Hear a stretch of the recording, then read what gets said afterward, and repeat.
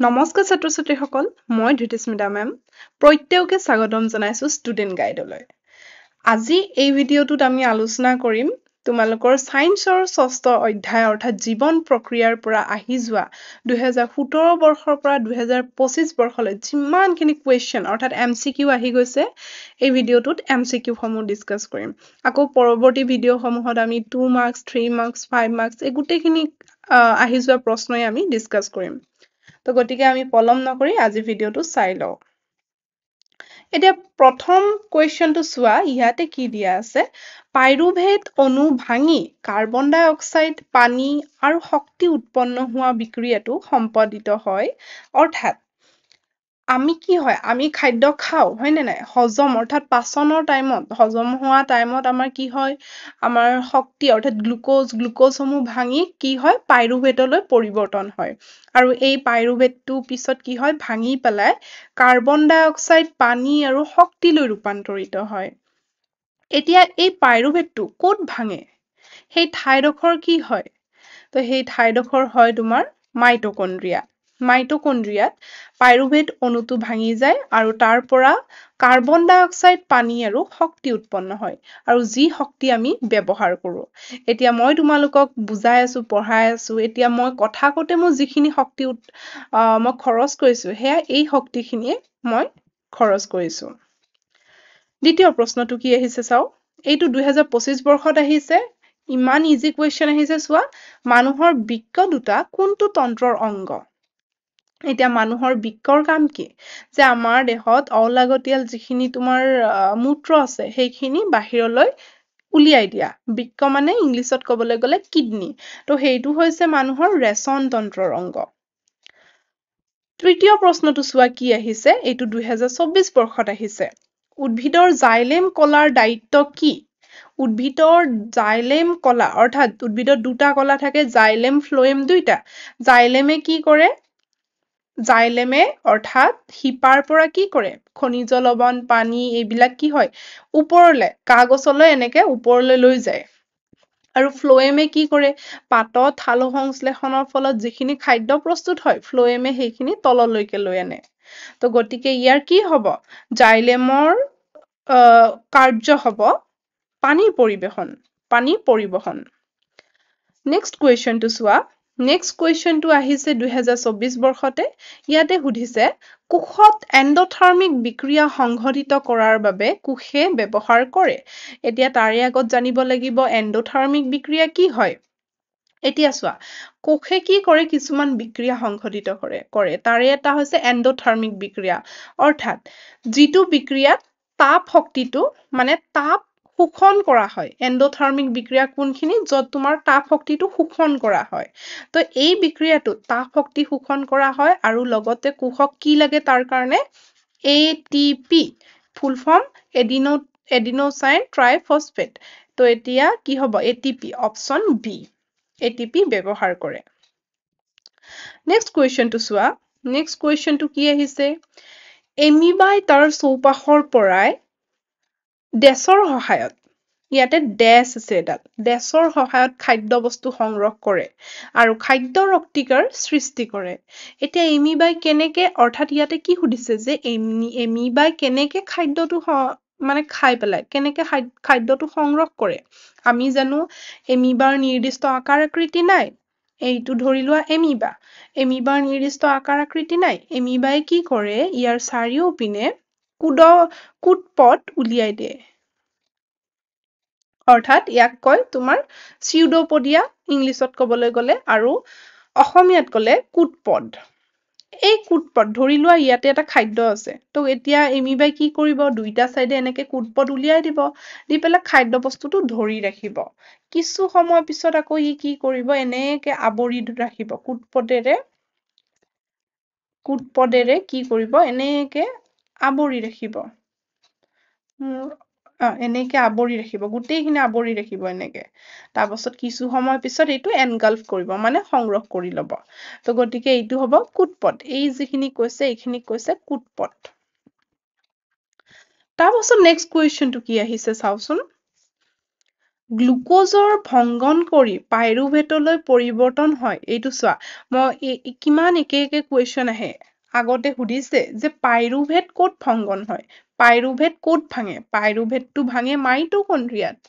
আকৌ মই কৈছিলো যে গ্লুকোজটো ভাঙি পাইৰুভেটলৈ পৰিৱৰ্তন হয় পাইৰুভেটটো ভাঙি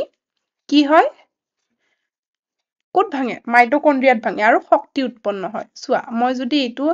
এটা সিকুৱেন্সত লিখিবলৈ যাও আমি খাদ্য খাওঁ এই খাদ্যটো কি হয় খাদ্যটোৰ পৰা গ্লুকোজলৈ পৰিৱৰ্তন হয় গ্লুকোজলৈ পৰিৱৰ্তন হয় আৰু এই গ্লুকোজৰ পৰা কি হয় পাইৰুভেটলৈ পৰিৱৰ্তন হয় এইটো হা পাইৰুভেটলৈ পৰিৱৰ্তন হয় আৰু এই পাইৰুভেটৰ পৰা শক্তি উৎপন্ন হয় এই যিটো তোমাৰ গ্লুকোজটো ভাঙিব এই গ্লুকোজটো ভাঙা কাৰ্যটো হয় কোষ প্ৰৰসত আৰু এই যিটো পাইৰুভেটটো ভাঙিব পাইৰুভেটটো ভাঙা কাৰ্যটো হয় মাইটোকণ্ড্ৰিয়াত গতিকে এইটো ভুল হোৱা বহুত ষ্টুডেন্টে ভুল কৰে এইটো গতিকে মনত ৰাখিবা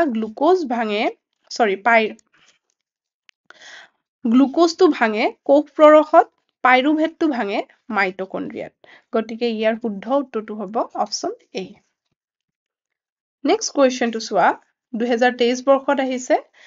বেছিভাগ কোষীয় প্ৰক্ৰিয়াৰ কোষীয় মুদ্ৰা হৈছে কোষীয় মুদ্ৰা মানে ইয়াত কিহৰ কথা কৈছে শক্তি এনাৰ্জিৰ কথা কৈছে অৰ্থাৎ কোষীয় প্ৰক্ৰিয়াসমূহত বেছিভাগ শক্তি হিচাপে কাক লয় এটিপিক লয় এটিপি শক্তি মানে দিয়ে নেক্সট কুৱেশ্যনটো চোৱা 8 নম্বৰ কুৱেশ্যনটো আছে স্পাইগমোমেনোমিটাৰ এবিধ যন্ত্ৰ যাক মানুহৰ তেজ জুখিবলৈ ব্যৱহাৰ কৰা হয় তোমালোকে জানা যে স্পাইগমোমেনোমিটাৰটো কি হয় স্পাইগমোমেনোমিটাৰটো ৰক্তচাপ জুখিবলৈ ব্যৱহাৰ কৰা হয় এই যে ৰক্তচাপ জুখে তো সেই সঁজুলিবিধৰ নাম কি স্পাইগমোমেনোমিটাৰ মনত ৰাখিবা নেক্সট কুৱেশ্যনটো চাওঁ আমি আমাৰ লালটিত থকা উৎসেচকবিধৰ নাম কি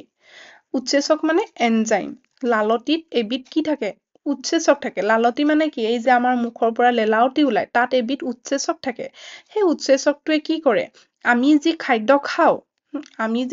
খাওঁ ধৰি লোৱা আমি ভাত খালো ভাতত কি থাকে ষ্টাৰ্চ থাকে অসমীয়াত ক'বলৈ গ'লে চেতৰ ৰস বুলি কয় নেকি মই এবাৰ চাই পেলাই কৈ আছো তো কি হয় ভাতত ষ্টাৰ্চ থাকে তো ষ্টাৰ্চটো কি হয় ষ্টাৰ্চটো ভাঙে প্ৰথমতে আমাৰ মুখত ষ্টাৰ্চটো ভাঙিবলৈ লয় আৰু সেই ষ্টাৰ্চটো ভাঙে কোনে এবিধ উৎসেচক সেইবিধৰ নাম হৈছে এমাইলেজ চেলাইভাৰী এমাইলেজ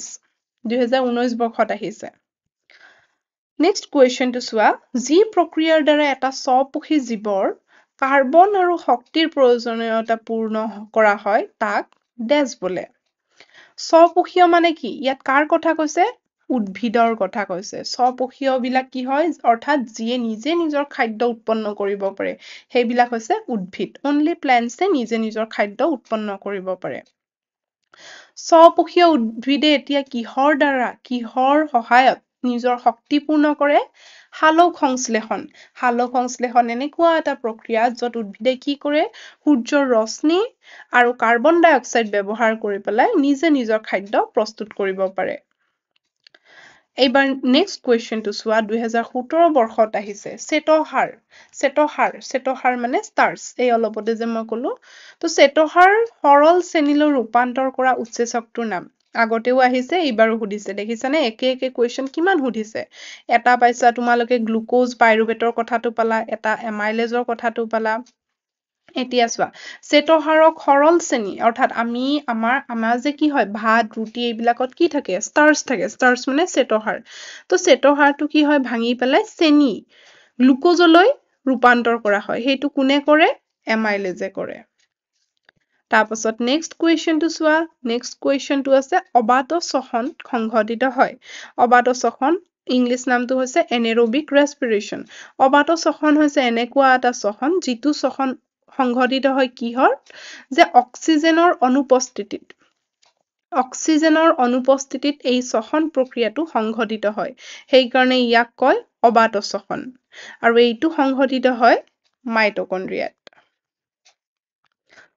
সৰি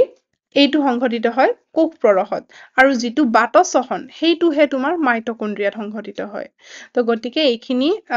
এতিয়ালৈকে 2017 বৰ্ষৰ পৰা 2025 বৰ্ষলৈকে যিমান কুৱেশ্যন আহিছিলে এই চেপ্টাৰটোৰ পৰা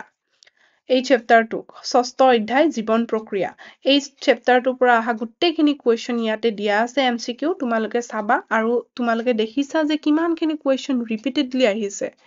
আৰু নেক্সট আমি 2 মাৰ্কছৰ কুৱেশ্যন 3 মাৰ্কছৰ কুৱেশ্যন এইবিলাক যেতিয়া ডিছকাছ কৰিম তোমালোকে আকৌ দেখিবা যে সেই একেটা কুৱেশ্যনে MCQৰ কুৱেশ্যনে 2 মাৰ্কছতো আছে 2 মাৰ্কছৰ কুৱেশ্যন আকৌ বেলেগ মানে বেলেগ বৰ্ষ এটাত কি কৰিছে MCQ কুৱেশ্যন কৰি দিছে সেইখিনি তোমালোকে চালে ভালদৰে গম পাবা তো ভিডিঅ'টো চোৱাৰ বাবে ধন্যবাদ আমি নেক্সট আকৌ 2 মাৰ্কছৰ ভিডিঅ' কেইটাত আকৌ লগ পাম